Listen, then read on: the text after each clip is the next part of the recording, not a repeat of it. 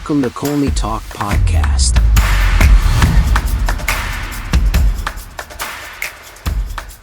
Hello everyone, hope you're doing well. Welcome to another exciting episode of Colney Talk Podcast, your bite-sized breakdown show. I'm your host, Alex. First-time listeners, glad to have you here. And to my returning guests, thank you for sticking with me. As always, I talk a bit about the Arsenal match and pick out my top 3 Arsenal players who shined and one odd player not good enough I get to call out. Arsenal had the right start to the new year, but then my excitement took a hit with this 1-1 draw against Brighton. It's really hard to not look at the top, but we play what's in front of us. This draw against Brighton at the Amex Stadium was a disappointing, difficult game. Despite our flashes of brilliance at the team and how they showed their might, ultimately we couldn't secure the win. We couldn't get a grip on the game. It felt like it was just running away from us, and there was not a lot of answers to get as far as trying to find a way to get back and win the game. There was a lot going in this game, so let's just get straight into it. The first half, Arsenal displayed a measured approach in terms of how we were going to deal with the youth, the vibrance, the press, everything that Brighton had planned to do at their ground. They threw a lot at us.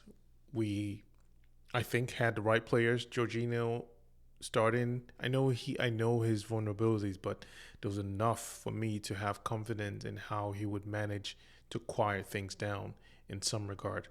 But our midfield really wasn't as we expected it to be, just because we lost Timber and pushed Partey at right back. But that's what we had to deal with. And with all that, Brighton came with a heavy tone to fight and press hard. To me, the way I saw it, the style of game was to dispossess and counterattack. But then Ethan Nwaneri and his second start proved definitely right, and I think that's the way we should go. Hopefully we get that chance. And because his energy and directness was something we lacked, it was that added factor and dimension to what Arsenal needed for attack. We didn't have Havertz, so we had to come up with something. So he definitely was that answer to what we needed. Arsenal's build-up play was patient and thoughtful, as I mentioned, although we suffered a lot from that because Brighton were the first to pounce on any third pass coming in. They closed us down. When I talk about youth and vibrance and energy, that's everything about Brighton this game. We controlled possession well, but we struggled to consistently penetrate Brighton's compact defensive block. The way they have structured, they shaped themselves up, they really just wanted to trap us and get the ball away from us, not just trap us and give us difficulties in way we wanted to get through them. The use of diagonal switches to stretch Brighton's horizontal plan, it created some promising moments in few instances, but we didn't really, capitalize on that. And particularly, we did that with Jesus and Nwaneri up top on the right flank. And that seemed to show as a solution, even though Brighton adjusted and tried to deal with that. But Arsenal did not do enough to scare them. But when we had those few moments of brilliance, it did show up, because Nwaneri's goal was a moment of individual brilliance. I mean, simply put, that showcased his composure and finishing ability. We haven't had a chance to see that one-on-one drive in a long time, especially Saka when he does that. Oftentimes I expect Matchweek to have that kind of drive when he would, have those breakout runs and make those kinds of finishes.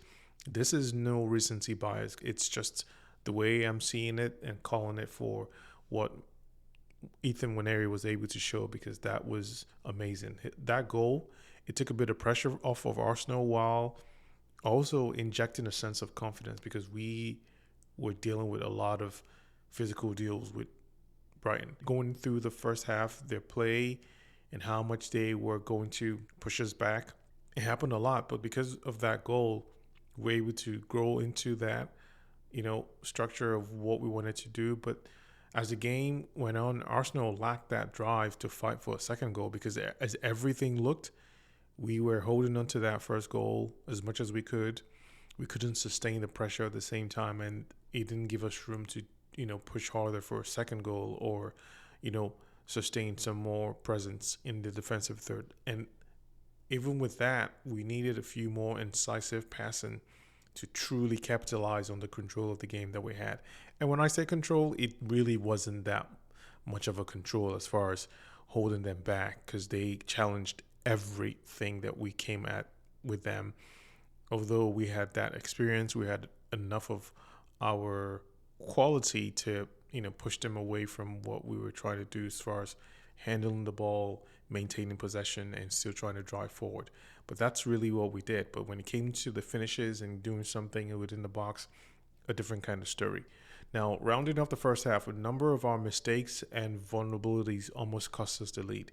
Arsenal showed promise in their possession and their play and tactical adjustments, but we needed to find a way to translate that into clear-cut chances. We hadn't done that yet.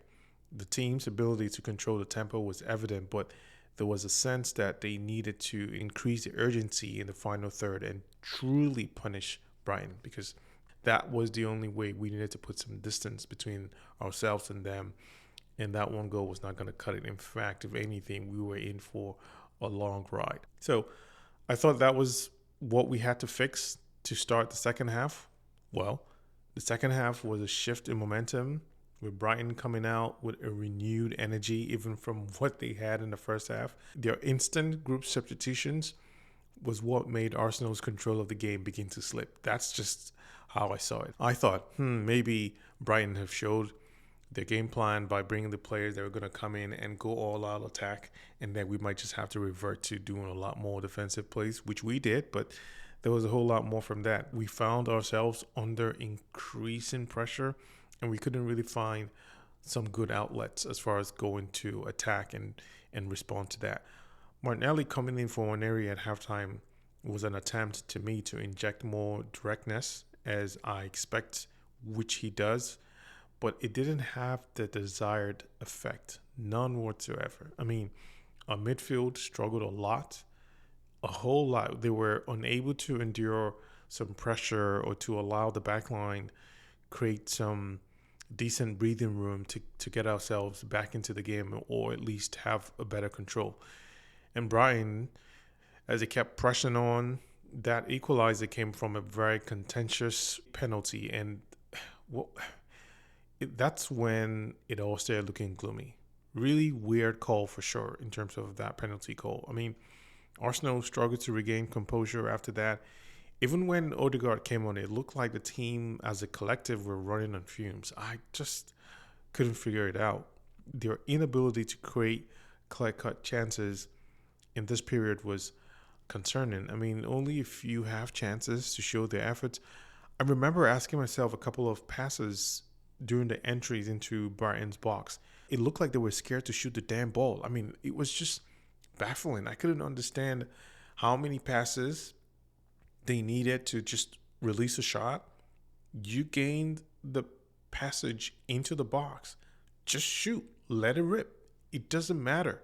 I mean, that's what I've always called, and I just I couldn't understand why that was happening. Could it be two minds clashing of what they wanted to do? That's very frustrating and such a bad look. And even when we had moments to do that, it felt like we were looking for the perfect play in Brighton's box, in everything that we had dealt with. That just didn't seem like it made sense. And on the other hand, one quick positive was Arsenal's defensive resilience under pressure. I mean, the whole team had to revert back and suppress Brighton as they kept pushing on. Despite their increasing attacking threat, the back line did hold firm, for the most part. Yes, they did limit the home side on a few clear opportunities, but that was luck. That really was luck, because sometimes it just felt so easy for them. For sure, this came at the cost of Arsenal's own attacking impetus, and they seemed more focused on, what they try to do going forward, rather than us preserving this draw and not fully going at them and pushing off, because that was it. I guess it came to the point of preserve this draw and maintain it, because they couldn't really push forward for a winner. And that's just how the game went for me. I mean, Arsenal's approach did not look like they were up for the fight. Look at the tally shots. 11 total shots for Brighton and 9 for Arsenal. I mean, that possession be damned. We did not play fearless. Perhaps you could say we looked weaker in terms of our attacking options. Yes, we missed Havertz. That is a lot, but we had Jesus, we had Trossard, we had Martinelli, we had Odegaard. That's enough to do damage. But it didn't show up. It didn't show enough to match Brighton's energy, and that's fine. We can give him credit for that. But there's enough for us to be able to do and stay on top of them. But there was nothing.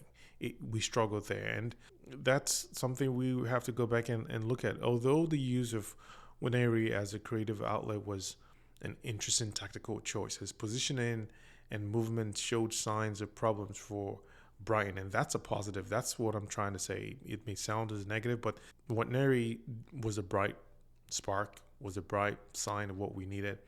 But his substitution at halftime perhaps just showed that the physical demands for the game were just too much for the young player for over 90 minutes. I mean, you wouldn't blame anyone for that, and it's a lot to ask. But now we know more of that story, and hopefully it's not as bad as it sounds, because we are dropping like flies in terms of injuries, and fingers crossed we get these guys back as soon as possible. Arsenal's pressing game was less effective than usual. I thought Martinelli would take it up a notch even when he subbed in for Nwaneri, because they had similar type of playing styles, and I thought he would replicate that. He had a couple of good runs, but that didn't pan out, and I thought, we could have seen more. And coming from the bench, I thought he would have even more energy to inspire the rest of the players to push forward in terms of attack. But it didn't. This allowed Brighton more time on the ball in the second half, and they used that to build pressure, and I think that definitely knocked off our confidence. So there's too many question marks in how these things align. Odegaard came off the bench, Martinelli came off the bench. Those two alone should have been enough to change the entire vibe of the team and how they were trying to go forward and push and win this game. I just couldn't make a sense out of it. Now, the penalty, though, that incident does not make sense whatsoever. Head-to-head attempts isn't grounds for foul, in my opinion. I know I don't need to say another instance of where we were unfairly judged just to rationalize why this was a bad call. It was a bad call. Two heads bumped each other, barely bumped each other, and it wasn't like Saliba was the attacker instigating that move. It was in a momentary situation. So I don't know. It just doesn't. Simple as that. I was looking for something for Arsenal to regain control as the game went on, but I didn't see it, and basically didn't have a sign of life to go on as the minutes ran out. And that was it. That was a game, a disappointing match, this one. And there's just a lot of feelings that I really don't like after I finish watching this game. But let me just focus on the positives, and I'll touch on my top 3 performers in this match. First player, Declan Rice. He managed to break up several Brighton's attack. That's his bread and butter. He's really good at doing that. He was better at dictating the tempo of the game, especially in the first half. We know we needed more of that. He was a player that stuck out to me when he made crucial last-ditch tackles to prevent Brighton's breakaway, because they had that in full force. We couldn't sustain that as much, and we needed him there to help augment the pace that we lacked. He managed to provide an outlet going forward when Brighton were applying pressure, and I think it made sense for him to do a lot of that going forward as far as attack, because we had Merino doing that defensively, so there was enough there. He was better in terms of linking defense and attack, often being that catalyst for Arsenal's forward movements. But those are a lot of the positives from Rice. And his performance was great in midfield control. There was enough you can see with his movements and the redirects that he tried to, assign as far as pressure. His ability to read the game and position himself effectively was crucial in terms of Arsenal's possession, because that was a huge thing. Brighton came into this game to dispossess us as quickly as possible, and I think they may have had a few targets, but thankfully Rice was one of them to make sure that we maintained control of the ball when we went forward or we had less numbers behind us, and took a lot of that, especially when we were under pressure in the second half. Second player, Mikel Merino, yet again, another smart play, great performance. He was that player. He threaded a beautiful pass to set up Nwaneri's goal, and that we will see more of. I'm really confident of that. He managed to find pockets of space between Brighton's midfield and defense consistently. That's something you get out of him. He was better at recycling possession as well.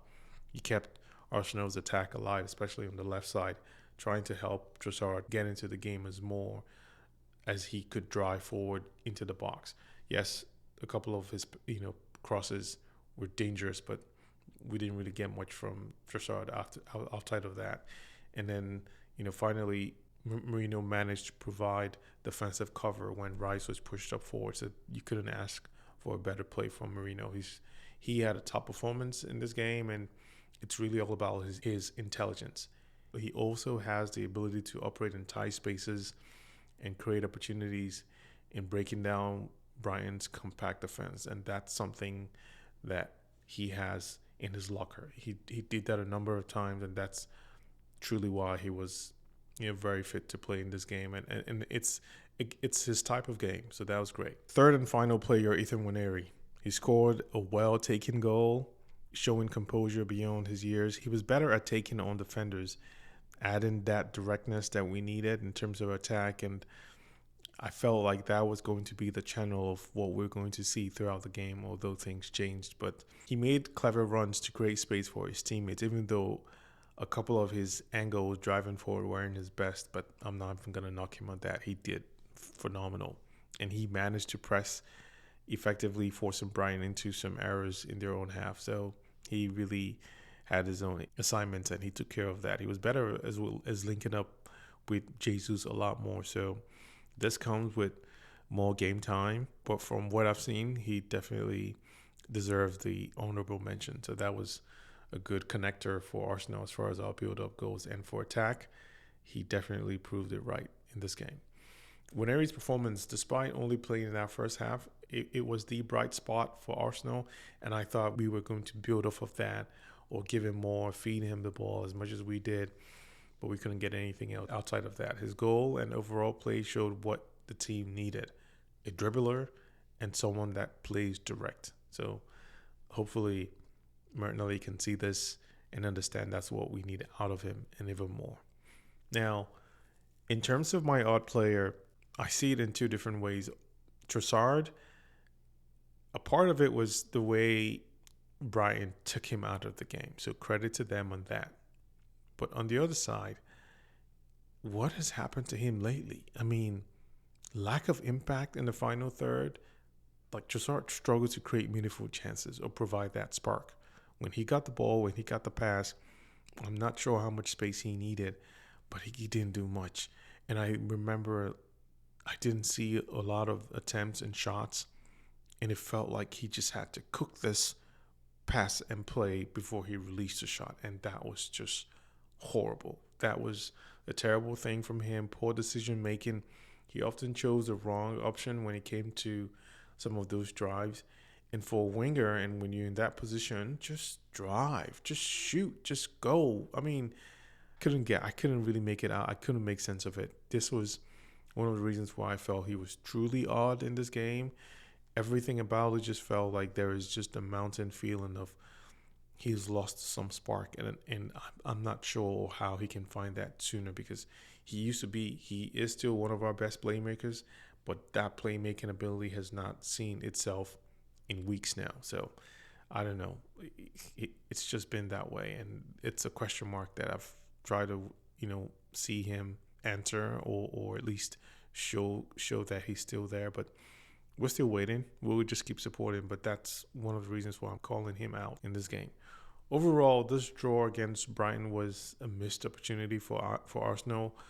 While there are positives to take from the performance as far as the players' individual highlights and all that in the first half, but the team's inability to kill off the game and their vulnerability in terms of the momentum shifts are areas of concern, because we have at least 2-3 tough matches in front of us. So we'll see, and hopefully we can answer that in style.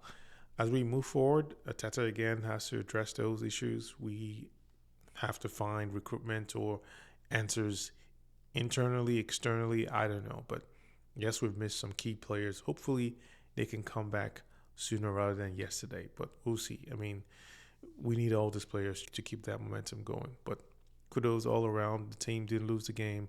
We just drew it, but we'll keep pushing. All right. I'll leave it here for now. Remember, if you like and enjoy this, please like, subscribe, and share with your fellow Gunners. Until then, take care.